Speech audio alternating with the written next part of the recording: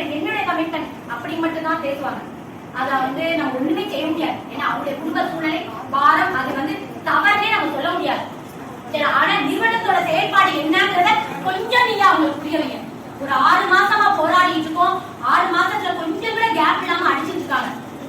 திருப்பி திருப்பி ஒரு ஸ்டெப் நம்ம எந்திரிக்கணும்னா திருப்பி அடிச்சு உட்கார வைக்கிறாங்க. இதுதான் நடக்குது. இது உண்மையா பொய்யாங்கிறது நான் சொல்ற உண்மையான பொய்யா? இந்த 6 மாச போராட்டம் உண்மையா பொய்யா? இல்ல இந்த 6 மாசம் எந்த பிரச்சனையுமே இல்லங்க. பேமெண்ட் போடலன்னா நீங்க கேட்கலாம். லைவ்ல கம்பெனி போயிட்டு இருக்கு, எந்த பிரச்சனையும் எங்களுக்கு இல்ல அப்படின்னா சட்டையை பிடிச்சி கேட்கலாம். எந்த பிரச்சனையும் இல்லையே, ஏன் பேமெண்ட் போடல?